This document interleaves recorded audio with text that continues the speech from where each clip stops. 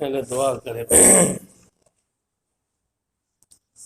رب یسر ولا تعسر وتمم لنا بالخير وبك نستعين یا فتاح یا فتاح یا فتاح. تفسیر قرآن میں مناسب یہ ہے کہ ہر طالب علم کے پاس جو ہے اپنا ایک ذاتی قرآن ہو جس میں وہ لکھ سکیں اور جہاں کہیں پر بھی جائے تو اپنے ساتھ اس کو لے جا سکے. جب قرآن مجید کی تلاوت کر رہا ہو تو اسی میں تلاوت کریں. اس میں یہ ہوگا کہ جو اس نے لکھا ہوگا اس پر وہ بھی اس کے سامنے آتا رہے گا تو وہ چیز کیا ہو جائے گی، ذہن میں بیٹھ جائے گی. ٹھیک ہے نا. تو اب اگر آپ نے ایسے ہی عام قرآن اٹھایا اور اس پہ اگر آپ نے لکھ بھی لیا تو وہ کیا ہو جاتا ہے، ضائع ہو جاتا ہے.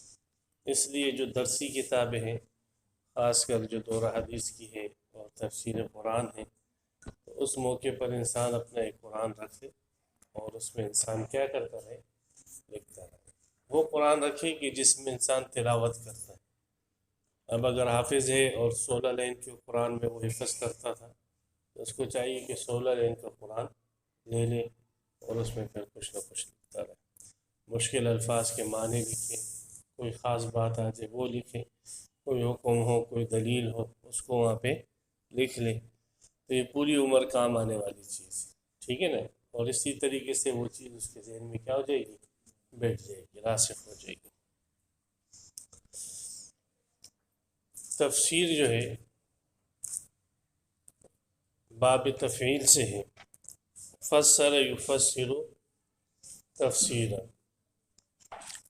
ماخوذ ہے لفظ فسر سے. اور سورہ فرقان کی آیت ہے. اللہ تبارک و تعالیٰ نے 19واں جو سپارہ ہے، دیکھو 19 سپارے کے پہلے صفحے پر ہی وہ آیت ہے کہ احسن تفسیرہ کے الفاظ اس میں آتے ہیں.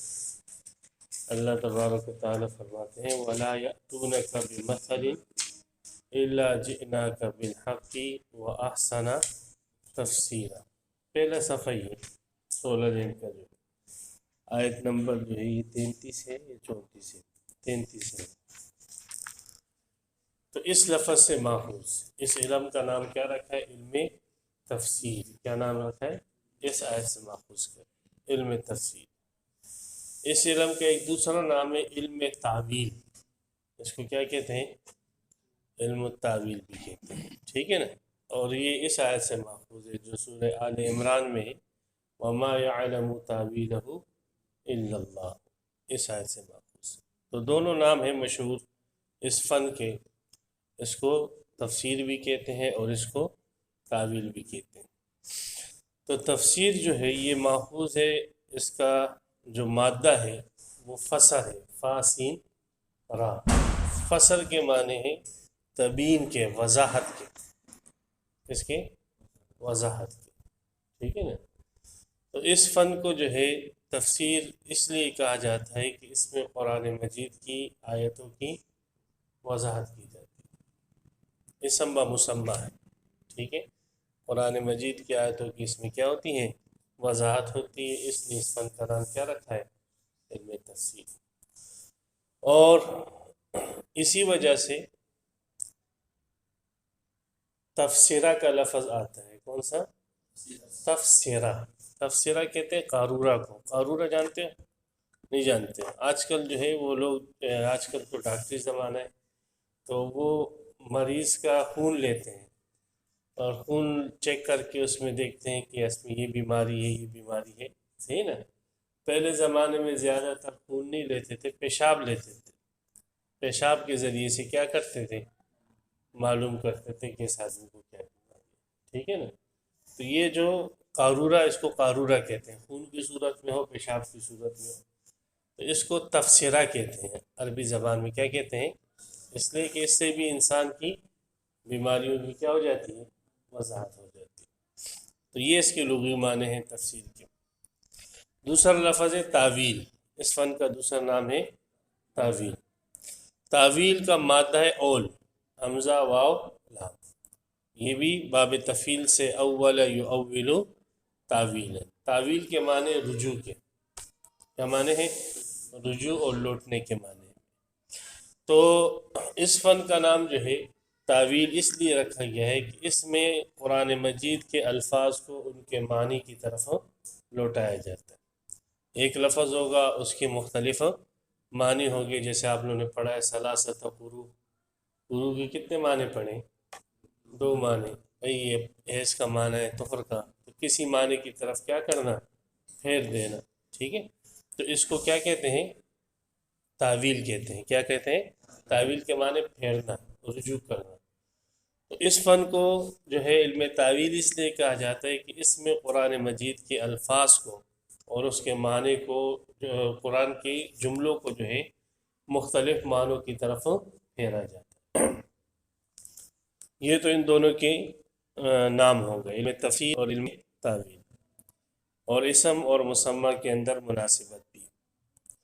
ان دونوں لفظوں میں علم تفسیر اور علم تعویل، ان میں باہم کوئی فرق ہے کہ نہیں؟ سوال کیا ہے؟ علم تفسیر اور علم تعویل میں کوئی باہم فرق ہے کہ نہیں؟ تو جو متقدمین حضرات تھے، جو متقدمین مفسرین ہیں، جیسے امام ابن جریر رحمۃ اللہ علیہ، تو ان حضرات کے نزدیک جو ہے تفسیر اور تعویل میں کوئی فرق نہیں ہے، ٹھیک ہے نا؟ ابو عبید رحمۃ اللہ علیہ جو مشہور مفسر ہیں، وہ فرماتے تفسیر اور تعویل دونوں مترادف ہیں، ٹھیک ہے؟ اس لیے وہ کہیں پر لفظ تفسیر کا لائے گا اور کہیں پر لفظ کون سا لاتے ہیں؟ تعویل کا لاتے ہیں، کہ اس آیت کی تعویل یہ ہے اور اس آیت کی تفسیر یہی ہے، دونوں مترادف استعمال کرتے ہیں، متقدمین کی اصطلاح ہے۔ امام راغب اصفہانی رحمۃ اللہ علیہ، جس کی کتاب مفردات القرآن، کیا نام ہے اس کا؟ مفردات، جس میں اس نے قرآن کے الفاظ، مفرد الفاظ کی تحقیق کی ہے، ایک جلد کے اندر ہے، ہر طالب علم کے پاس اس کا ہونا ضروری ہے۔ ہر لفظ کی اس نے کیا کی ہے؟ تحقیق کی ہے، کہ اس لفظ کا یہ معنی ہے، اس لفظ کا یہ معنی ہے، ٹھیک ہے نا؟ ایک جلد کے اندر مفردات القرآن، امام راغب اصفہانی۔ تو انہوں نے فرمایا ہے کہ تفسیر جو ہے وہ عام ہے اور تعویل خاص ہے۔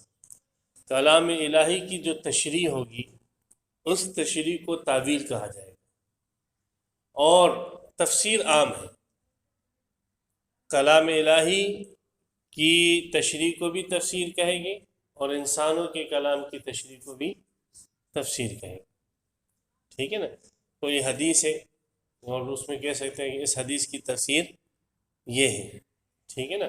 اور کوئی جو ہے مثلا فقی کا جملہ ہے، امام ابو حنیفہ کا قول ہے، امام ابو حنیفہ کی قول کی تفسیر یہ ہے، تو وہ فرماتے ہیں تفسیر عام ہے اور تعویل کیا ہے؟ خاص ہے۔ تعویل قرآن مجید کی آیتوں کی تشریح، اور تفسیر جو ہے خواہ وہ قرآن مجید کی تشریح ہو یا انسانوں کے کلام کی تشریح۔ 2 قول ہو گئے۔ تیسرا قول ہے امام ابو منصور ماتریدی رحمۃ اللہ علیہ کا، مشہور امام ہے متکلمین کے، 2 بڑے امام گزرے، ایک امام ابو الحسن اشعری ہے اور ایک ابو منصور ماتریدی ہے، دونوں جو ہے متکلمین کے بڑے حضرات ہیں، اور اس میں تقریباً ان کا آپس میں 6-7 مسئلوں کے اندر اختلاف ہے۔ کتنے؟ 6-7 مسئلوں میں اختلاف ہے۔ تو اس میں علماء دیوبند جو ہیں، جن میں یہ دونوں امام آپس میں مختلف ہی ہیں، اس میں امام ابو منصور ماتریدی رحمۃ اللہ علیہ کی رائے کو ترجیح دیتے ہیں، ٹھیک ہے نا؟ تو یہ امام ابو منصور ماتریدی رحمۃ اللہ علیہ فرماتے ہیں کہ قرآن مجید کے الفاظ کا معنی اگر قطعی ہو، کیا ہو؟ قرآن کے الفاظ کا معنی اگر قطعی ہے، بھئی یہی معنی ہے، اس کے علاوہ کوئی اور معنی کرتا ہے جائز نہیں ہے، تو اگر قرآن کے الفاظ کا وہ معنی قطعی ہے تو یہ تفسیر ہے، اور اگر قرآن کے الفاظ کا وہ معنی جو آپ کر رہے ہو وہ قطعی نہیں ہے تو پھر یہ تعویل۔ مثال کے طور پہ اقیم الصلاۃ، اب صلاۃ کا ایک معنی ہے، کیا معنی ہے؟ نماز پڑھنا، ارکان مخصوصہ کے ساتھ عبادت، یہ ایک شریعت کا معنی ہے، ٹھیک ہے نا. اب اس کے علاوہ کوئی اور معنی لے لیتا ہے یہاں پر، لغوی معنی مراد لیتا ہے یہ، تو وہ جائز ہے. یہ اس کی جو یہ معنی ہوگا. اب یہ جو ترجمہ آپ اس کا کرو گے یہ کیا کہلائے گا؟ تفسیر کہلائے گا. یہ قطعی ہے، اس کا کوئی انکار کرتا ہے کافر ہو جائے گا. ٹھیک ہے نا. تعویل مثلا جہاں پر مثلا یہی ثلاثت قروء کو لے، ابو حنیفہ اس کا ترجمہ کرے گے 3 حیض تک عدت گزارے. امام شافعی والے ترجمہ کریں گے 3 طہر تک جو ہے کیا کریں؟ عدت گزارے. اب وہ ترجمہ طہر کے ساتھ کر رہے ہیں اور یہ کس کے ساتھ؟ حیض کے ساتھ. یہ جو حیض والا معنی مراد لے رہے ہیں تو یہ بھی یہ نہیں کہہ رہے ہیں کہ یہ قطعی معنی ہے. اور شافی جو طہر والا معنی مراد لے رہے ہیں وہ بھی یہ نہیں کہہ رہے ہیں قطعی. وہ کہتے ہیں یہ معنی ہے لیکن ہو سکتا ہے کہ یہ معنی صحیح نہ ہو، دوسرا صحیح. ابو حنیفہ والے طہر والا حیض والا معنی مراد لے رہے ہیں، وہ کہتے ہیں یہ معنی ہے اس کا، لیکن ممکن ہے کہ یہ معنی صحیح نہ ہو، دوسرا معنی کیا ہو. تو ابو منصور ماتریدی رحمۃ اللہ علیہ فرماتے ہیں کہ آیتوں کی ایسی تشریح کرنا، ایسا مفہوم بیان کرنا جو قطعی ہو، تو پھر وہ کیا کہلائے گا؟ تفسیر کہلائے گا. کیا کہلائے گا؟ اور اگر آپ نے ایسا معنی بیان کیا جو احتمالی ہے تو پھر وہ کیا کہلائے گا؟ وہ تعویل کہلائے گا. ٹھیک ہے نا. کتنے قول ہو گئے؟ 3 ہو گئے. ایک ہو گیا مترادف ہے، دوسرا جو ہے یہ تفسیر عام ہے اور تعویل خاص ہے، اور تیسرا ابو منصور ماتریدی کے یہ قول صحیح قطعی اور غیر قطعی والا. چوتھا قول جو ہے بعض مفسرین کا ہے، وہ فرماتے ہیں اگر قرآن مجید کی آیتوں کی تفسیر آپ جو ہے منقولات کے ساتھ کرتے ہو، قرآن کی تفسیر قرآن کے ساتھ کر رہے ہو، قرآن کی تفسیر آپ حدیث کے ساتھ کر رہے ہو، قرآن کی تفسیر آپ صحابہ کے اقوال سے کر رہے ہو، تو پھر یہ تفسیر ہوگی. یہ کیا ہوگی؟ تفسیر. اور اگر قرآن کی آیتوں کی تشریح آپ عقل کے ساتھ کر رہے ہو تو یہ تعویل ہوگی. بات سمجھ گئے؟ تو انہوں نے فرق کیا ہے کس کا؟ نقل اور عقل کا. یہ قرآن کی تشریح اگر آپ نقل کے ساتھ کر رہے ہیں، ٹھیک ہے نا، بھائی اس آیت کا معنی ابن عباس نے یہ بیان کیا ہے، اس آیت کا معنی پیغمبر علیہ السلام نے یہ بیان کیا ہے، صحیح نا، تو یہ کیا کہلائے گا؟ تفسیر کہلائے گا. ٹھیک ہے. اور اگر آپ اس کا معنی کس سے بیان کر رہے ہو؟ عقل کے ساتھ جو ہے کہ بھائی اس کا لغوی معنی یہ ہے، اور سیاق سباق سے پتہ لگتا ہے کہ یہاں پر یہ معنی فٹ ہو رہا ہے. آپ کے پاس کوئی نقلی بات نہیں ہے، کوئی پیغمبر کی بات آپ کے پاس نہیں ہے، صحابہ کی بات نہیں ہے، آپ اپنے عقل سے اس کا ایک معنی وہاں پر مقرر کر رہے ہو، تو یہ کیا کہلائے گا؟ تعویل کہلائے گا. اور سمجھ گئے؟ اس کے علاوہ بھی اور بھی اقوال اس سے مشہور یہی 4 قول ہیں، اس کو ذہن میں رکھو. ٹھیک ہے نا. تو اصول تفسیر پر جو کتابیں لکھی گئی ہیں ان کے اندر یہ اقوال جو ہے جمع. اصول تفسیر کے اوپر البرہان ہے امام زرکشی رحمۃ اللہ علیہ کی، ٹھیک ہے، متقدمین میں سے 6 صدی کی. مناہل العرفان ہے، التبیان ہے، ٹھیک ہے. پھر اس میں ضخیم کتاب سب سے جو ہے الاتقان ہے. کون سی؟ الاتقان. 2 جلدوں کے اندر ہے، جلال الدین سیوطی رحمۃ اللہ علیہ کی ہے. اس نے پرانی کتابوں کو بھی اس کے اندر کیا کیا؟ جمع کیا. پھر اردو زبان کے اندر بھی مختلف علماء نے جو ہے اس کی وہ کی ہے، اصول پہ کتابیں لکھی ہیں. یہ تھا یہ پھر تنگ کرنے آئے گی. تو تفسیر حقانی والے نے اس کے اوپر اصول کے اوپر کتاب لکھی التبیان. کیا لکھی؟ التبیان. یہ چکر ایسی لگاتا رہے گا اس کو جو ہے یہ گرا.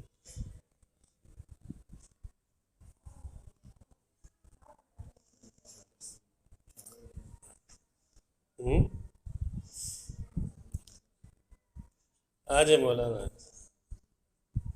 بھاگ گیا.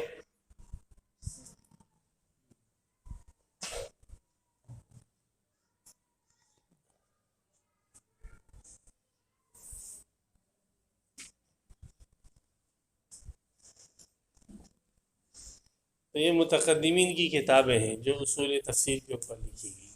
ٹھیک ہے. متاخرین میں سے پھر بہت سارے اردو زبان کے اندر بھی اس پہ لکھی گئی ہے. آپ کے درجہ سابعہ کے اندر کتاب پڑھائی جاتی ہے اصول تفسیر میں، کون سی؟ التبیان پڑھائی جاتی ہے، علامہ صابونی رحمۃ اللہ علیہ کی، ٹھیک ہے نا۔ تو یہ اصول تفسیر میں جو کتابیں لکھی گئی ہیں، علوم القرآن، اس کو اصول تفسیر بھی اس کو کہتے ہیں، علوم القرآن بھی اس کو کہتے ہیں۔ آ جاؤ، لیٹ ہو گئے۔ تو ان سب کے اندر تفسیر کی یہ لغوی معنی بیان کیے ہیں۔ تو تفسیر اور تعویل دونوں کے لغوی معنی آ گئے، اسم اور مسمى میں مناسبت آ گئی، تفسیر اور تعویل میں کیا آ گیا، فرق جو ہے اس کے متعلق 4 اقوال آ گئے، ٹھیک ہے نا۔ اب تفسیر کی اصطلاحی تعریف ہے، علامہ علوسی رحمۃ اللہ علیہ، علامہ علوسی رحمۃ اللہ علیہ کی تفسیر جو ہے اس کا نام ہے روح المعانی۔ کیا نام ہے؟ روح المعانی، مشہور تفسیر ہے، ضخیم تفسیر ہے بڑی۔ اس کا انہوں نے ایک مقدمہ لکھا ہے، اور اس مقدمے کے اندر انہوں نے علم تفسیر کی تعریف یہ لکھی ہے کہ ہوا علم یبحث فیہ عن کیفیت النطق بالفاظ القرآن، وہ علم ہے کہ جس میں بحث کی جائے کہ ایک قرآن مجید کے الفاظ کا تلفظ کیسے کیا جائے گا، اس لیے کہ قراتیں کیا ہوتی ہیں، مختلف ہیں، قراتیں مختلف ہیں، ایک لفظ ہے اس کو ایک انداز سے پڑھا جاتا ہے، پھر اسی لفظ کو کیسے دوسرے انداز سے پڑھا جاتا ہے۔ یہ جو ایک فن ہے جس کا نام ہے 17، کیا نام ہے، اس کے اندر یہ سکھایا جاتا ہے کہ بھئی یہ لفظ جو ہے کس انداز سے پڑھا گیا ہے، ٹھیک ہے نا۔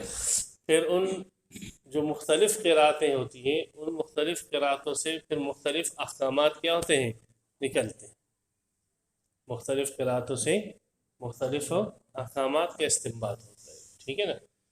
جیسے جو ہے کیا نام ہے، ہم 7ویں سپارے میں پڑھتے ہیں 3 ایام، کہ کسی شخص نے اگر قسم توڑ دی تو پھر وہ کفارے کے اندر 3 دن روزے رکھے۔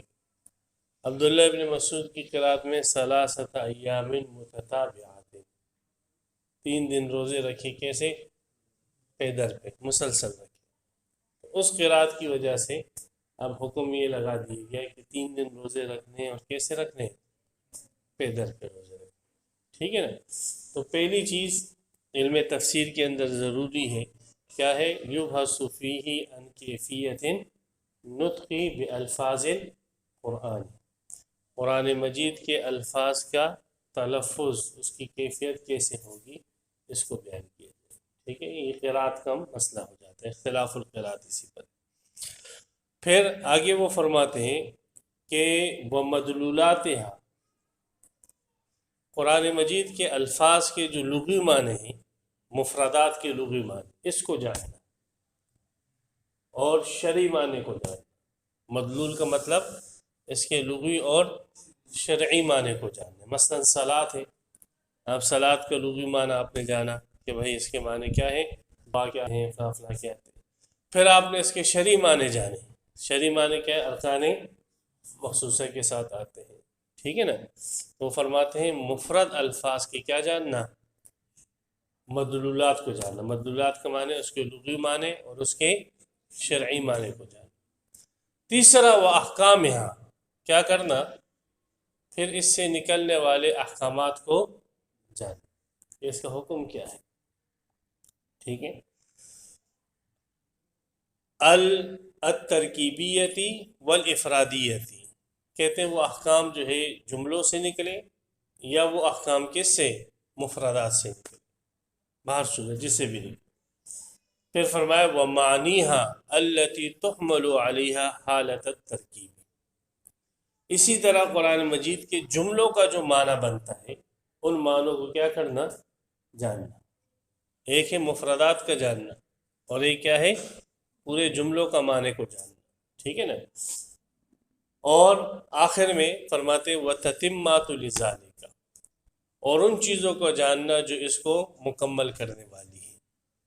یہ تعریف تفسیر کی جو ہے کس نے کی ہے، علامہ علوسی نے۔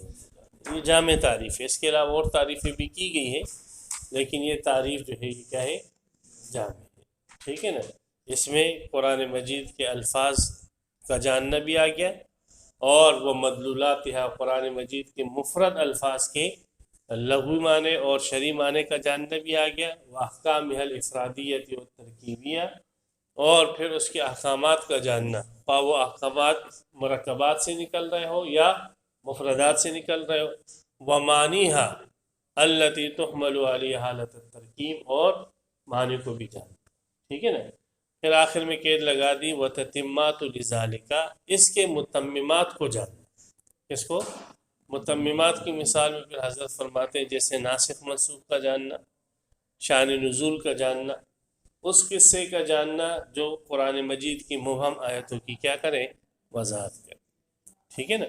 تو علامہ آلوسی رحمۃ اللہ علیہ کی اس تفسیر کی اس تعریف کو ذہنوں میں اچھی طرح بٹھا دو، ٹھیک ہے۔ تو علم تفسیر کے لغوی معنی بھی ہو گئے، تعویل کے بھی ہو گئے، اور اس کے کیا ہے درمیان فرق بھی ہو گیا، اور اس کی اصطلاحی تعریف بھی ہو گئی۔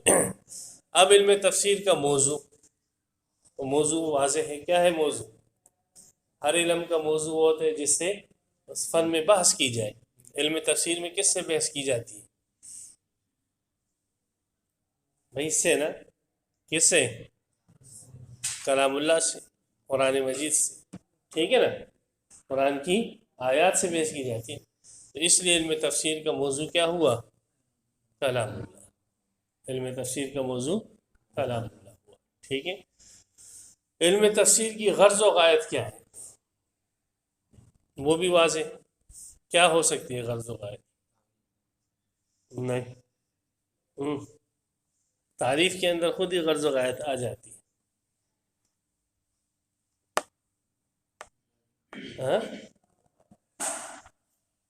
قرآن مجید تفسیر کی غرض و غایت، قرآن مجید جو اللہ کا کلام ہے اس کی مراد کو جاننا کہ اللہ کیا کہنا چاہ رہے ہیں، اللہ کیا مقصد کیا ہے، اللہ کی مراد کیا ہے، ٹھیک ہے نا۔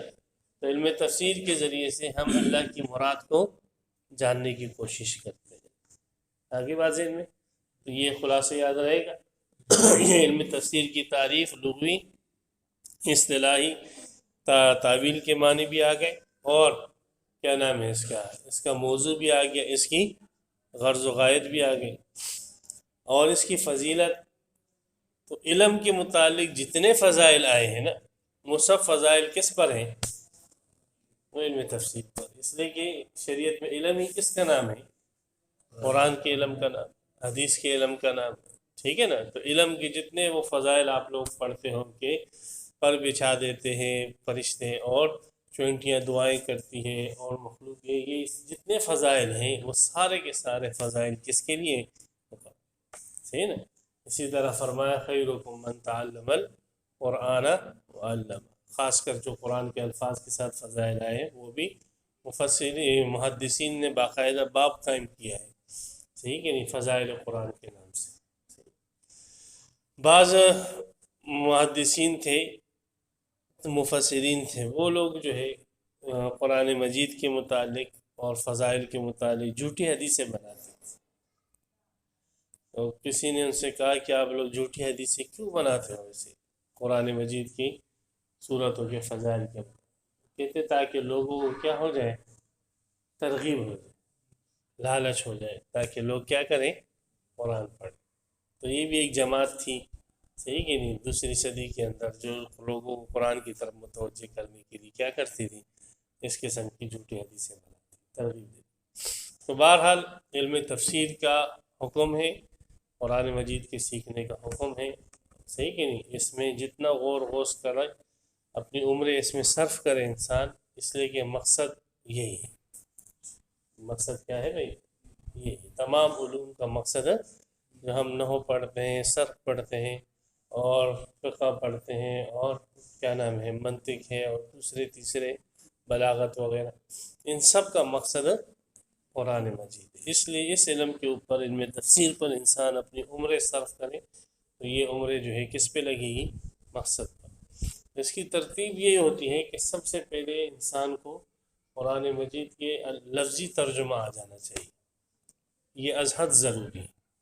ہمارے ہاں اس کی بہت بڑی جو ہے یہ کمی ہے، اور بہت بڑا جو ہے نقصان ہے کہ ہمیں جو ہے ہمارے طلباء فارغ ہو جاتے ہیں، فاضل ہو جاتے ہیں، لیکن ان کو قرآن کا کیا نہیں آتا؟ لفظی ترجمہ تک نہیں آتا. صحیح کہ نہیں؟ لفظی ترجمہ قرآن مجید کے لفظی ترجمہ صرف جو ترجمہ کیا ہے تھانوی صاحب نے یا شیخ الہند صاحب نے یا عثمانی صاحب نے یا فلاں فلاں نے، کم از کم یہی آ جائے، یہ تو از حد ضروری ہے، فرض عین کے درجے میں. پھر اس سے اوپر کہ خود تھوڑی تحقیق کریں اور لفظ کے معنی کو سیکھیں کہ یہ لفظ جو ہے مثال کے طور پہ کون کون سے معنوں میں، یہ تو اور پھر اس سے زیادہ اور صحیح کہ نہیں، اس سے آپ کے پاس ایک نور آ جائے گا اور آپ کو پتہ لگے گا کہ یار اس مترجم نے جو ترجمہ کیا ہے اس نے صحیح ترجمانی کی اس لفظ کی، اور اس مترجم نے جو ترجمہ کیا ہے اس نے ترجمانی کرنے میں کیا کی ہے، کمی اور کوتاہی کی ہے. دیکھو شیطان پھر آ گیا. ہاں یہ کل سے گھوم رہا ہے یار. تو اس سے یہ دوسرا اسٹیپ ہوتا ہے. اب ہمارے ہاں ہم لوگ یہ پڑھتے ہیں، نفحۃ العرب پڑھتے ہیں، مقامات پڑھتے ہیں، اور متنبی پڑھائی جاتی ہے، اور دیوان حماسہ جو بلاغت کی یہ کیا نام ہے فن ادب. اس فن ادب کے اندر یہ جو الفاظ ہوتے ہیں مشکل مشکل الفاظ ہوتے ہیں، اس کا مقصد ہی یہی ہوتا ہے کہ قرآن مجید کے الفاظ کو ہم سمجھتے ہیں، لیکن ہم اس کو اتنی سمجھتے ہیں اور اسی میں الجھ جاتے ہیں، مقامات سمجھ میں نہیں آتی، ایسے ہے نا. اور کیا نام ہے دیوان حماسے وغیرہ کے مشکل الفاظ سمجھ میں نہیں آتے، متنبی کے مشکل الفاظ سمجھ. تو چاہیے یہ کہ وہ اگر اس پہ توجہ کر لیں، کیا نام ہے ہمارے جو نصاب والے حضرات ہیں وہ طالب علموں کی استعداد کو دیکھتے ہوئے ان کتابوں کو خارج کریں، مقامات وغیرہ کو کیا کر دیں، خارج اوپر لے جائیں، دور حدیث کے بعد رکھ دیں. بھائی جس کو تحقیق کرنی مزید چلو 1 سال ادب پڑھ لیں، ٹھیک ہے نا. ان کی جگہ کیا رکھ دیں، آخری جو کیا نام ہے سپارے ہیں ان کو رکھ دیں اور ان کی لفظی تحقیق یاد کرو. اس میں مشکل الفاظ ہیں جو آخری جو وہ ہے نا صورتیں ہیں اور آخری جو پارے ہیں ان میں کیا ہے مشکل الفاظ. بات سمجھ رہے نا. مثلا وہ عادیات، ذبحن، موریات، قدحن، مغیرات، یہ سارے کے الفاظ کیا ہیں، مشکل الفاظ. نازعات اور یہ اس قسم کے الفاظ جو ہیں یہ سارے مشکل الفاظ. تو اگر یہ لوگ اس پہ توجہ کریں اور ان مقامات وغیرہ پہ طالب علم کا وقت لگانے کے بجائے انہی کو کیا بنا دیں، نصاب کے اندر داخل کر دیں اور طالب علم کو یہی یاد کرائیں اور اسی کی تحقیق، تو کیا ہوگا، اس سے کم از کم یہ ہوگا کہ جس مقصد کے لیے مقامات پڑھائی جا رہی ہے وہ مقصد کیا ہو جائے گا، حاصل ہو جائے گا. طالب علم کو مقصد حاصل، وہ نہ مقامات حاصل ہوئی نہ وہ مقصد کیا ہوتا ہے وہ حاصل، تو وہ بیچارہ طالب علم ایسے کیسے. تو یہ بہت بڑا نقص ہے ہماری جو ہے کس میں، درس نظامی کی اس کے اندر. چاہیے کتابیں کہاں رکھ دیں، باہر رکھ دیں، تخصص ایک تخصص رکھ دیں اس کے لیے. بھائی علم ادب کا کیا ہے 1 سال کا تخصص، جو لوگ جو ہے اس میں مہارت حاصل کرنا چاہتے ہیں وہ پڑھیں، 1 سال جو ہے علم ادب حاصل کریں، ٹھیک ہے نا. یہ تو از حد ضروری ہے. منکرین قرآن کیا کرتے ہیں، وہ الفاظ کے معنی کی تحقیق کرتے ہیں. کیا کرتے ہیں، الفاظ کی معنی کی تحقیق کرتے ہیں. تو ان کے سامنے یہ ہوتا ہے کہ یہ لفظ کون کون سے معنوں میں استعمال ہوا ہے، سمجھ رہے. پھر وہ اپنے مطلب کا کوئی کیا کر لیتے ہیں، معنی لے لیتے ہیں اور وہاں کریں. اور ہمیں جو ہے معلوم نہیں ہوتا کہ یہ لفظ کون سے معنی میں استعمال ہوا ہے، تو ہمیں جو ہے اس کا دفاع کرنے کی طاقت اور قوت نہیں ہوتی. ٹھیک. تو بہرحال یہ چیز علم تفسیر کا علم حاصل کرنا طالب علم کے لیے یہ کیا ہے، یہ فرض عین ہے، ضروری ہے. مقصد یہی ہے، تمام علوم کا مقصد یہ. تو یہ ہو گئی اس کی فضیلت اور یہ ہو گئی اس کی کیا چیز، اہمیت. ٹھیک ہے. علم تفسیر کے اندر غموس اور مہارت حاصل کرنے کے لیے علماء کرام نے کہا ہے کہ آپ کے لیے ضروری ہے کہ آپ عربی زبان سیکھو. اس لیے یہ قرآن کس میں ہے، عربی میں ہے، تو آپ کو عربی آنا ضروری ہے، عقل کا تقاضا. ٹھیک ہے. اور اس کے اندر جتنی مہارت حاصل کرو گے اتنا آپ کو کیا نام ہے زیادہ مہارت ہوگی قرآن. پھر گرامر عربی کی سیکھنا، جس کو ہمارے اصطلاح میں کیا کہتے ہیں، صرف اور نحو کہتے ہیں، صحیح کہ نہیں؟ اس لیے کہ گرامر معلوم ہوگی آپ کو تو پھر آپ اس کے مطابق تراجم کیا کر سکتے ہیں، صحیح ترجمہ کر سکتے ہیں۔ جملہ خبریہ کا ترجمہ کرو گے، انشائیہ کا ترجمہ کرو گے، ماضی حال مستقبل کا اس کے مطابق کیا کرو گے، ترجمہ کرو گے۔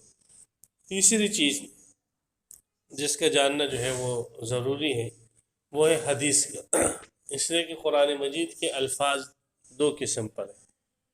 ایک تو وہ ہے کہ جہاں پر لغوی معنی مراد ہوگا، اور بہت سارے الفاظ ایسے ہیں کہ جہاں پہ لغوی معنی مراد نہیں ہے۔ کون سا معنی مراد ہے؟ شرعی معنی مراد ہے، صحیح نا؟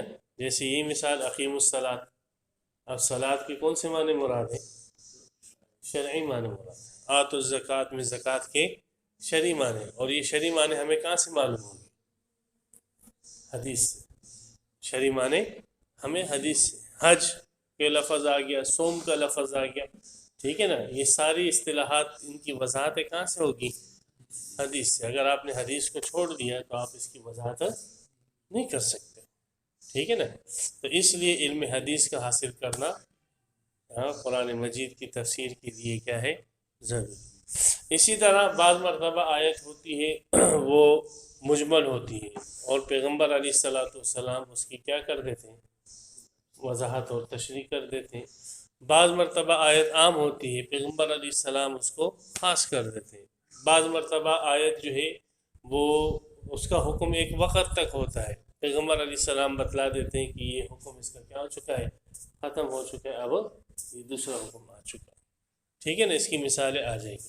تو اگر آپ کے پاس حدیث کا علم نہ ہو تو پھر ان سب چیزوں سے آپ کیا رہو گے؟ معلوم۔ مثال کے طور پہ قرآن مجید کے اندر آ گیا اللہ کا حکم ہے الزانیۃ والزانی فاجلدوا کل واحد منہما مئۃ جلدہ، صحیح کہ نہیں؟ کہ ان کو کتنے کوڑے لگاؤ؟ 100 کوڑے لگاؤ۔ اب یہ آیت عام ہے، خواہ شادی شدہ ہو یا کون ہو، غیر شادی شدہ۔ تو حدیث نے بتلا دیا کہ نہیں بھائی، اگر شادی شدہ ہو تو پھر اس کی سزا کیا ہے؟ پھر وہ رجم، سمجھ گئے؟ پھر اس کی سزا یہ نہیں ہے، پھر اس کی سزا کیا ہے؟ وہ رجم۔ اب آپ کے پاس اگر حدیث کا علم نہ ہوگا تو آپ اس آیت کی روح سے یہ حکم کس کے اوپر جاری کر لو گے؟ شادی شدہ کے اوپر بھی جاری کرو گے، حالانکہ شادی شدہ کے لیے حکم نہیں۔ تو پیغمبر علیہ السلام کی اس حدیث سے پتہ لگا کہ حکم کیا ہے؟ خاص، یہ حکم خاص، ٹھیک ہے نا؟ اسی طرح سورہ نساء کے اندر یہ آیت جو آتی ہے کیا نام ہے؟ وَاللَّاتِي يَأْتِينَ الْفَاحِشَةَ مِن نِّسَائِكُمْ فَاسْتَشْهِدُوا عَلَيْهِنَّ أَرْبَعَةً مِّنكُمْ فَإِن شَهِدُوا فَأَمْسِكُوهُنَّ فِي الْبُيُوتِ، اگر تمہاری عورتیں بے حیائی کرے، بدکاری کرے تو ان کو کیا کرو؟ 4 گواہوں نے گواہی دے دی تو ان کو گھر کے اندر بند کر کے رکھو، حتیٰ يَتَوَفَّاهُنَّ الْمَوْتُ، حتیٰ کہ مر جائے اسی قید میں، او یجعل اللہ لہن سبیلا، یا اللہ ان کے لیے کوئی راستہ کیا کر دے۔ اب یہ اس آیت میں 2 سزا ہے کہ جس عورت نے بدکاری کر لی ہے اس کو کیا کرو؟ گھر میں قید کرو، یا اللہ اس کے لیے کیا کر دے؟ کوئی راستہ نکال، ٹھیک ہے نا؟ اب اگر آپ کے پاس حدیث کا علم نہیں ہوگا تو آپ کیا کرو گے؟ اس عورت کو گھر کے اندر قید کر کے ہی رکھو گے، بند کر کے رکھو گے، بس یہ عورت کیا ہے؟ قیدی ہے، قرآن کو حکم ہے اس لیے بند کر کے رکھو۔ لیکن نبی اکرم صلی اللہ علیہ وسلم نے فرمایا کہ یہ الزانیۃ والزانی، یہ اس آیت نے اس آیت کی تشریح کر دی، اور یہ اللہ نے اب اجازت دے دی کہ ان عورتوں کو تم قید میں نہ رکھو، ان کو کوڑے مار دو، اور کوڑے مار کر پھر یہ قید والی سزا کیا ہو گئی؟ یہ ختم ہو۔ تو دیکھو اگر حدیث کی یہ تشریح آپ کے پاس نہ ہو تو آپ کہو گے یار یہ قید میں بھی رکھنا ہے اس عورت کو، اور کوڑے بھی کیا کرنے ہیں؟ مارنے، اس لیے کہ ایک آیت میں قید میں رکھنا ہے اور دوسری آیت میں کیا کرنا ہے؟ کوڑے مارنا ہے۔ تو آپ اس کو جیل میں بھی بند کر کے رکھو گے، کب تک؟ پوری عمر قید، حتیٰ یتوفاہن الموت۔ اگر کسی عورت نے زنا کر لیا تو موت تک کہاں؟ قید میں رہے، صحیح نا؟ اور کیا نام ہے، 100 کوڑے لگا دو اور جیل کے اندر ڈال دو ہمیشہ کی۔ یہی سمجھ میں آ رہا ہے نا قرآن سے؟ لیکن اللہ کے رسول نے فرمایا کہ نہیں، یہ جو حکم تھا صحیح کہ نہیں؟ یہ حکم اس حکم کے ساتھ کیا ہو چکا؟ منسوخ ہو چکا. صحیح. تو اس لیے تفسیر کے اندر ضروری ہے عربی کا جاننا اور عربی گرامر کا جاننا اور اس کا حدیث کا جاننا، پھر اس کے بعد آثار صحابہ کا جاننا. اس کا اس لیے کہ سب چیزیں نبی اکرم صلی اللہ علیہ وسلم کی منقول نہیں ہیں، سب آیتوں کی تفسیر. صحابہ کرام جو ہیں وہ نبی اکرم صلی اللہ علیہ وسلم کے اولین شاگرد ہیں، ہے نا. اس لیے ان کی تفسیر ہمارے نزدیک کیا ہے؟ سب سے زیادہ معتبر مستند ہے. صحابہ کرام وہ جماعت ہے کہ جن کو، جیسے ایک ڈاکٹر ہوتا ہے نا، آپ اس کے پاس جاتے ہو اور اس سے دوائی لیتے ہو اور اس سے اپنا علاج کراتے ہو، اور آپ دیکھتے ہو اس ڈاکٹر کے پاس وہاں پہ اس نے فریم کے اندر وہ لکھا ہوا ہے کہ بھائی مجھے حکومت پاکستان نے اعلیٰ ڈگری دی ہے، کس چیز کی؟ ڈاکٹریٹ کی. اور مجھے جو ہے امریکہ والوں نے ڈگری دی ہے ڈاکٹریٹ کی، اور مجھے برطانیہ والوں نے. تو وہ جتنی زیادہ ڈگریاں ہوتی ہے اتنا آپ کو اس کے اوپر کیا بنتا ہے؟ اعتماد. کہ یار یہ ڈاکٹر کون ہے بھائی؟ یہ سمجھدار ڈاکٹر ہے، قابل ڈاکٹر ہے، اور اس کی بات کیا ہے؟ وہ آپ کو کہتے ہیں یہ کھاؤ، یہ نہیں کھاؤ، یہ کرو، یہ نہ کرو. آپ فوراً اس کی بات کیا کرتے ہو؟ مانتے ہو. اس لیے کہ اس کی قابلیت کو زمانے نے کیا کیا؟ تسلیم کیے، بڑے لوگوں نے تسلیم کیا ہے. ایسے ہے نا. تو صحابہ کرام ایسی جماعت ہے کہ جن کی قابلیت کو اللہ نے تسلیم کیا. سمجھ گئے؟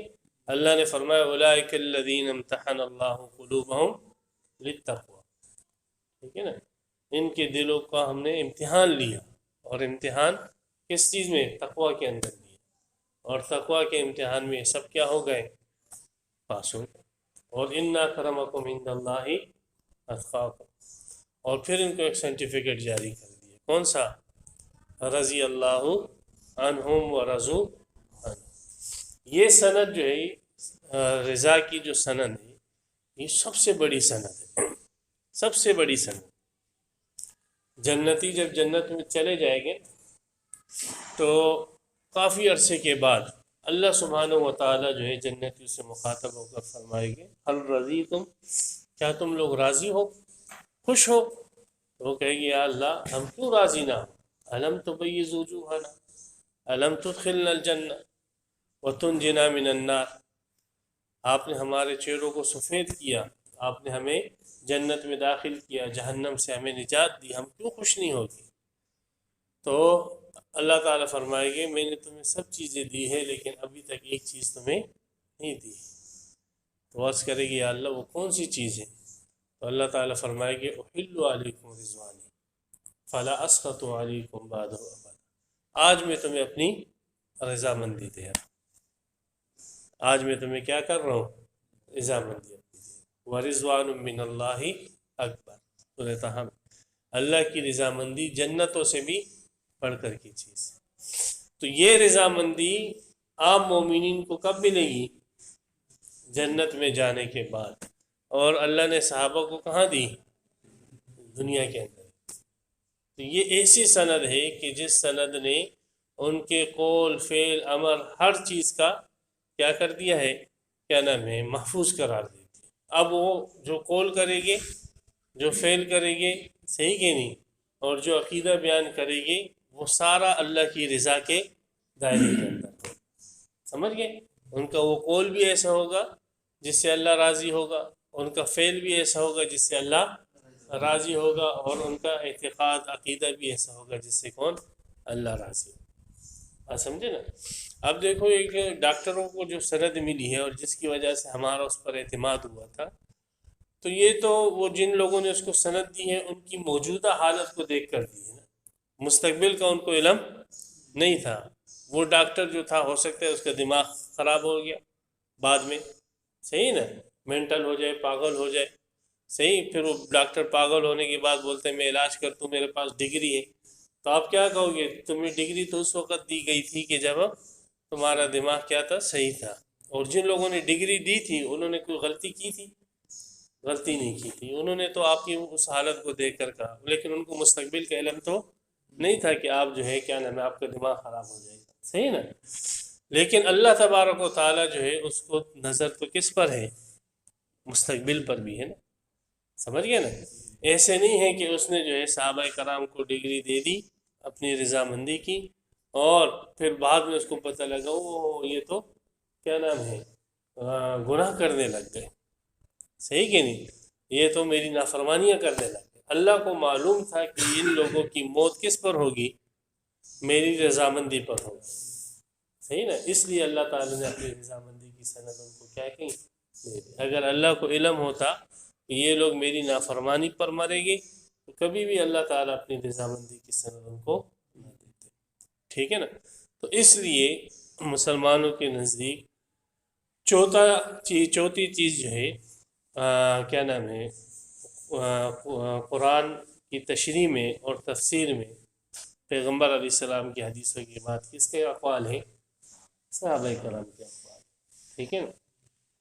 اس لیے صحابہ کرام نے جو معنی بیان کر دیا قرآن مجید کا، اگر اجماعی طور پر بیان کر دیا ہے تو پھر اس کا منکر انسان کافر ہو جاتا ہے، اسلام سے کیا ہے خارج ہو جاتا ہے، نکل جاتا ہے۔ آگے بات پھر اس کے ساتھ بعض مفسرین نے کہا ہے کہ اصول فقہ کا جاننا بھی ضروری ہے۔ کس کا؟ اصول فقہ کا جاننا بھی ضروری ہے، اس لیے کہ اصول فقہ کے اندر 20 جو اقسام ہیں، صحیح کہ نہیں، خاصام مشترک معول حقیقت مجاز صریح کنایت، تو کہتے ہیں ان سب کی ضرورت پڑتی ہے تفسیر کے اندر۔ بعض مرتبہ لفظ جو ہے اس کے حقیقی معنی مراد نہیں ہوتے ہیں، کون سے؟ مجازی معنی مراد ہوتے ہیں۔ بعض مرتبہ آیت عام ہوتی ہے، بعض مرتبہ آیت خاص ہوتی ہے، بعض مرتبہ حکم جو ہے عبارت النص سے ثابت ہوتا ہے، بعض مرتبہ اشارت النص سے ثابت ہوتا ہے۔ تو یہ ساری اصطلاحات جاننا جو ہے وہ بھی ضروری ہے، ٹھیک ہے۔ شاہ ولی اللہ محدث دہلوی رحمۃ اللہ علیہ نے فرمایا اس کے ساتھ ساتھ جو ہے شاہ صاحب فرماتے ہیں کہ میرا ذوق یہ ہے کہ وہبی علم بھی اس کے پاس ہو، کیا ہو؟ وہبی علم، اللہ کی طرف سے اس کو وہبن بھی ایک علم عطا ہو، ایک نور عطا ہو جس کی روشنی میں وہ کیا کرے؟ قرآن کی تفسیر کرے، ٹھیک ہے نا۔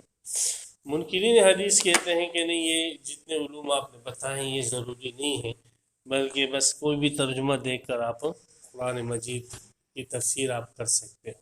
آپ کو ترجمہ معلوم ہو جائے تو آپ کیا کرو؟ قرآن مجید کی تفسیر آپ کر سکتے ہو، اور استدلال میں اس کو پیش کرتے ہیں وَلَقَدْ يَسَّرْنَا الْقُرْآنَ لِلذِّكْرِ فَهَلْ مِن مُدَّكِرٍ، سورہ قمر کی آیت کو کہ ہم نے قرآن کو کیا کر دیا؟ آسان کر دیا، بس کوئی ہے نصیحت حاصل کر دی۔ تو کہتے ہیں یہ تم لوگوں نے خواہ بنا، بس قرآن کا ترجمہ دیکھو اور پھر اس کی خود آپ کیا کر سکتے ہو؟ تفسیر کر سکتے ہو۔ تو اس کا جواب یہ ہے کہ بالکل قرآن مجید کو اللہ نے کیا کیا ہے؟ آسان کیا ہے۔ تو آسان کرنے کا یہ مطلب تو نہیں ہے کہ آپ بغیر سیکھے جو ہے اس کو کیا کرو؟ حاصل کرو۔ کوئی چیز آسان ہو تو اس کا یہ مطلب ہے کہ آپ اس کو بغیر سیکھے کیا نام ہے حاصل کر سکتے ہیں، یہ تو لازم نہیں۔ ڈرائیونگ کرنا آسان ہے، آسان ہے نا، مشکل نہیں ہے ڈرائیونگ کرنا، لیکن کیا کرنا پڑتا ہے؟ ہاں، سیکھنا تو پڑتا ہے۔ کیا کرنا پڑتا ہے؟ سیکھنا پڑتا ہے۔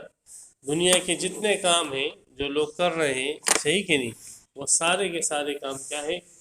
آسان ہے، لیکن آسان ہونے کا یہ مطلب تو کوئی بھی نہیں لیتا کہ اس کو سیکھنے کی کوئی ضرورت نہیں۔ بھائی سیکھ لو، آسان ہے۔ اللہ تعالیٰ یہ تو فرما رہے کہ دیکھو ہونا تو یہ چاہیے کہ میرا کلام ہے اور انسانوں کا اس کے ساتھ کوئی مناسبت نہیں، تو انسانوں کی عقل میں یہ کلام نہیں آنا چاہیے۔ عقل کا تقاضا تو یہ، عقل کا تقاضا کیا ہے کہ انسانوں کے ذہن میں اللہ کا کلام آنا ہی نہیں چاہیے، اس لیے کہ انسانوں کی عقل کیا ہے؟ صحیح کہ نہیں، اور اللہ کا کلام دونوں میں کوئی مناسبت نہیں ہے۔ ہمیں تو فزکس، بیالوجی، کیمسٹری، ان کے فارمولے کیا نہیں آتے ہیں؟ سمجھ میں نہیں آتے۔ استاد سمجھا رہے پھر بھی کیا نہیں آ رہا ہے؟ سمجھ میں نہیں آ رہا۔ توضیح استاد سمجھا رہے سمجھ میں آتی ہے؟ نہیں آ رہی۔ وہ سمجھا بھی رہا ہے پھر بھی کیا نہیں آ رہی؟ خود بھی سمجھ میں آتی ہے؟ ہاں، نہیں آ رہی، حالانکہ استاد کیا کر رہا ہے؟ ہماری عقلوں کا تو حال یہ ہے کہ استاد سمجھا بھی رہا ہے اور پھر بھی کیا نہیں آ رہی ہے؟ سمجھ میں نہیں آ رہی۔ تو چاہیے کہ اللہ کا کلام تو بالکل ہی کیا نہ ہو، سمجھ میں نہ، لیکن اللہ نے فرمایا کہ میں نے تم پر رحم کیا، الرحمن علم القرآن، میں نے رحم کا معاملہ تمہارے ساتھ کیا اور قرآن کا علم تم لوگوں کو دے دیا، آسان کر دیا۔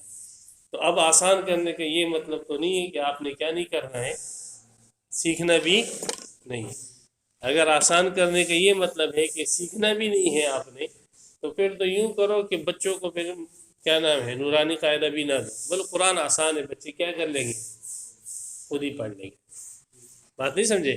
پھر بچوں کو کیوں پڑھاتے ہو، الف با تا، صحیح، ابدن احدن، صحیح، پھر ناظر کیوں پڑھاتے ہو قاری صاحب کے پاس؟ بولو قرآن کیا ہے، آسان ہے، سیکھنا اس کا ضروری نہیں ہے، بچے کیا کر لیں گے، خود ہی سیکھ لیں گے۔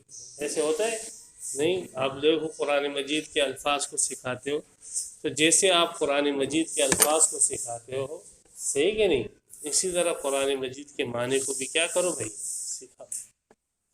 آگے بات ذہن میں، ٹھیک ہے نا؟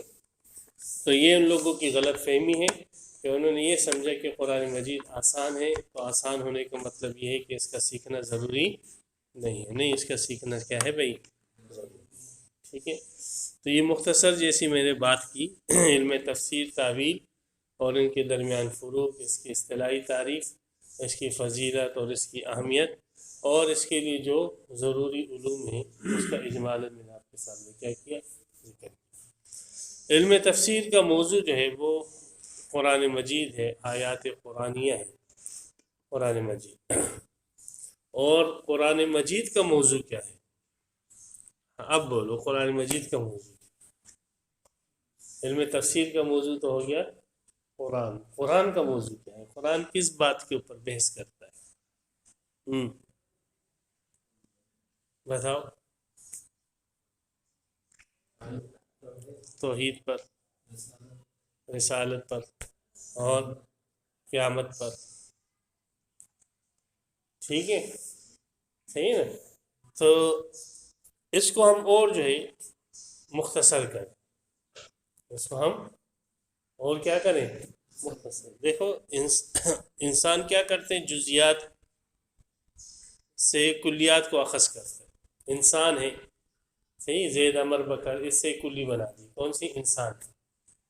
پھر بہت سارے حیوانات ہیں، اس کو مختصر کر کے گھوڑے گدھے سب کو لے جمع کر دیے کس میں، لفظ حیوان میں۔ پھر بہت ساری چیزیں ہیں، درخت ہے، پتے وغیرہ، ان سب کو جمع کر دیا کس میں، نباتات میں۔ پھر ان سب کو جمع کر دیا کس میں، جمادات کے اندر۔ یہ اوپر سلسلہ ایسے لے جاتے ہیں، تو اس کو ہم مختصر کر دیتے ہیں۔ تو یہی بعض مفسرین نے کہا قرآن مجید کا موضوع جو ہے توحید ہے، صحیح نا؟ اور بعضوں نے کہا کہ قرآن مجید کا موضوع توحید، رسالت اور اثبات کتاب اور اثبات معاد، قیامت، یہ چار مضامین جو ہے یہ امام غزالی رحمۃ اللہ علیہ نے بیان کیے، ٹھیک ہے۔ تو ان چاروں کو ہم اور مختصر کر، ہم یوں کہتے ہیں کہ قرآن مجید کا جو موضوع ہے وہ ہے صراط مستقیم۔ کیا؟ صراط مستقیم کا جاننا، بس اس کا صراط مستقیم، یہ ہے قرآن مجید کا موضوع۔ صراط کہتے ہیں راستے کو، مستقیم مانے سیدھا، صحیح، سیدھا راستہ جاننا، یہ ہے قرآن مجید کا کیا ہے، موضوع۔ ایسا راستہ جو آپ کو اپنے مقصد تک کیا کر دے، پہنچائے، ٹھیک ہے۔ اس کو ہم نے موضوع کیوں قرار دیا، اس کو موضوع اس لیے ہم نے قرار دیا ہے کہ انسان جو ہے، یاد رکھو، وہ اس زمین کی مخلوق نہیں ہے، انسان جو ہے اس زمین کی کیا نہیں ہے، مخلوق نہیں ہے، ٹھیک ہے نا؟ انسان جو مخلوق ہے وہ کسی اور زمین کی ہے، وہ کون سی زمین تھی، جس کو شریعت کی اصطلاح میں کیا کہتے ہیں، جنت کہتے ہیں، صحیح۔ ہم اصل میں ہمارا گھر کہاں پر ہے، جنت میں، ہم لوگ وہاں سے آئے ہیں، یہ زمین ہماری رہائش نہیں ہے، بات سمجھے نا؟ یہاں پر تو ہمارے باپ حضرت آدم علیہ السلام کو اللہ نے بطور امتحان کیا کیا، بھیج دیا، سمجھ گئے؟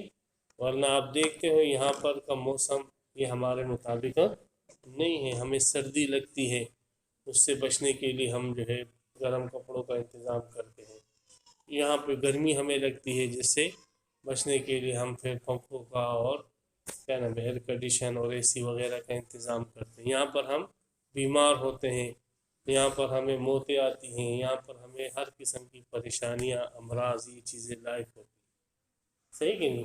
جو ہمارا اپنا گھر تھا ادھر یہ چیزیں نہیں ہیں، ادھر نہ ہمیں غم ہے، نہ وہاں پر کوئی پریشانی ہے، نہ وہاں پر بھوک ہے، نہ پیاس ہے، نہ وہاں پر موت ہے، نہ کپڑوں کا پرانا ہونا ہے، جیسے حضرت آدم علیہ السلام کو اللہ تعالی نے قرآن میں کیا فرمایا سورہ طٰہٰ کے جو آخر میں ان لک الا تجوع فیہا ولا تعری وانک لا تظمأ فیہا ولا تضحا، صحیح کہ نہیں؟ کہ اس میں نہ آپ کو بھوک لگی آپ رہو جنت میں، نہ اس کے اندر آپ کو پیاس لگی، نہ یہاں پر گرمی ہے، نہ یہاں پر کوئی غم ہے، آزاد کھلے کھاؤ تو کھلے، ٹھیک ہے نا؟ اصل گھر ہمارا کہاں تھا؟ جنت۔ ہم اس پلانٹ کی جو مخلوق ہے، ہمیں یہاں پر کیا کر دیے گئے؟ ڈال دیے گئے، بطور کس کے؟ امتحان۔ حضرت موسیٰ علیہ السلام نے یہی گلہ کیا تھا نا، بخاری میں وہ مشہور حدیث ہے حضرت آدم علیہ السلام سے، اے آدم آپ کی وجہ سے ہم اپنے علاقے سے کیا کر دیے گئے؟ وہاں بے دخل کر دیے گئے، آپ نے خواہ درخت سے کھا لیا، آپ نہ کھاتے تو ہم کہاں ہوتے؟ ہم اپنے گھروں میں ہوتے، صحیح کہ نہیں؟ بخاری شریف میں حدیث۔ تو حضرت آدم علیہ السلام نے ان کو کہا آپ مجھے کیوں ملامت کرتے ہیں؟ تو اللہ نے کیا کیا ہے، میرے پیدائش سے پہلے ہی مجھ پر یہ بات لکھ دی تھی، میرے کو پیدا بھی نہیں کیا اور پہلے سے فیصلہ ہو چکا تھا کہ آدم کو کہاں بھیجنا ہے؟ زمین پر بھیجنا ہے، ٹھیک ہے نا؟ تو اللہ نے بھیجا ہے امتحان کے طور پر۔ اب جب زمین پر آ گئے، اب امتحان کیا ہے؟ امتحان یہ ہے کہ یہاں سے آپ نے واپس جانا ہے، کہاں پر؟ اپنے گھر جانا ہے، اپنے گھر آپ نے کیا کرنا ہے؟ واپس جانا ہے، ٹھیک ہے؟ اب گھر جانے کا طریقہ کیا ہے؟ پاسپورٹ کیا ہوگا، ویزا کیا ہے، اور کس انداز سے کون سے راستے سے ہم گھر جائیں گے واپس؟ تو اللہ تعالیٰ نے فرمایا آگے آ جائے گا فَإِمَّا يَأْتِيَنَّكُم مِّنِّي هُدًى فَمَن تَبِعَ هُدَايَ فَلَا خَوْفٌ عَلَيْهِمْ وَلَا هُمْ يَحْزَنُونَ۔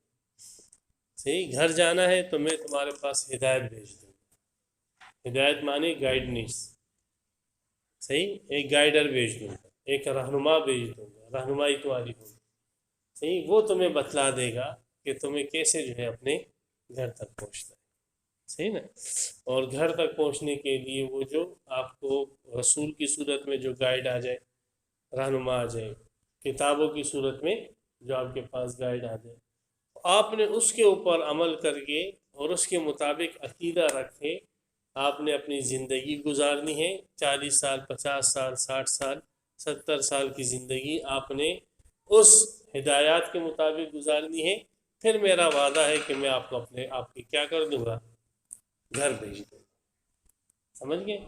اور اگر میں نے جو ہدایت بھیج دی اور آپ نے اس کے مطابق کیا نہیں کیا، عمل نہیں کیا، آپ نے اس کے مطابق ہدایت کے مطابق آپ نے عقیدہ بھی نہیں رکھا، صحیح کہ نہیں؟ تو پھر یہ زمین تو چھوڑو، اس سے بدترین زمین کے اندر میں تمہیں لے جاؤں، اور اس بدترین زمین کا نام کیا ہے؟ جہنم، صحیح کہ نہیں؟ پھر تم اس زمین کی عادت کرو، اس سے بھی بدترین زمین پہ تمہیں لے جاؤں، بات آ گئی ذہن میں؟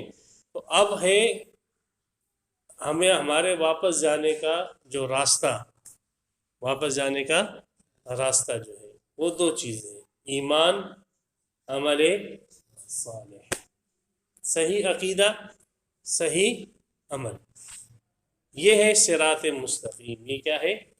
صراط مستقیم، یہ وہ راستہ ہے کہ جس راستے پر چل کر ہم کیا کر سکتے ہیں؟ اپنے گھروں کو پہنچ سکتے ہیں، آگے بازیں میں۔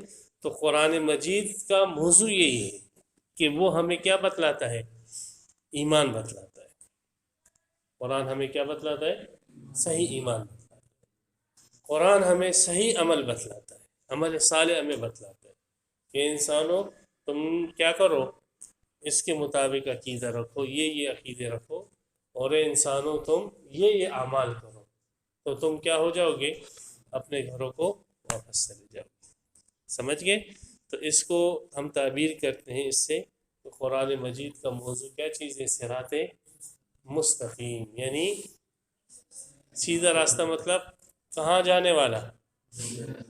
ہاں، جو ڈائریکٹ جائے ہمارے گھروں کو، اور ہمارا گھر کون سا؟ جنت تک پہنچائے گا۔ صحیح نا؟ اسی لیے اللہ تعالیٰ نے یہ دعا ہم پر فرض کی ہے، کون سی؟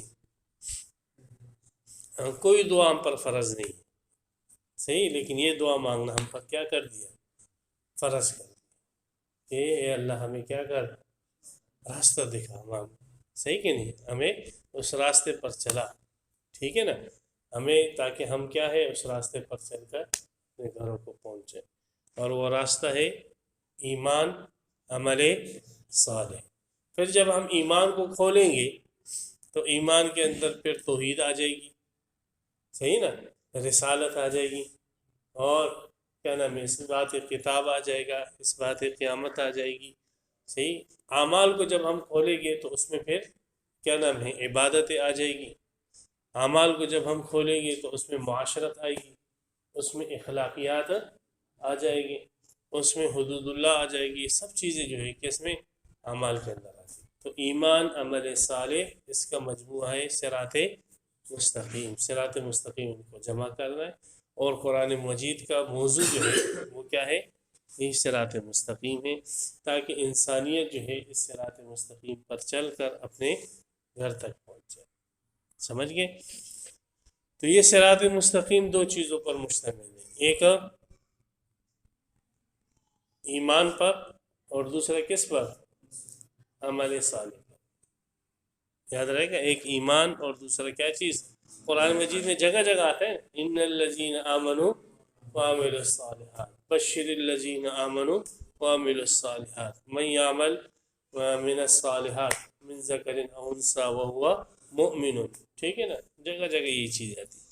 تو ایمان، عمل صالح، ایمان کے اندر بنیادی چیز ہے توحید۔ کیا چیز ہے؟ توحید ہے۔ تو توحید کے اوپر ہم بات کرتے ہیں، ان کو نیند بھی آ رہی ہے، تو ایک 15-20 منٹ کا وقفہ کر لیتے ہیں، ٹھیک ہے، وضو تازہ کر لو، تاکہ یہ اہم بات ہے توحید کی، پھر اس کے اوپر ٹھیک ہے، 15-20 منٹ کے اوپر۔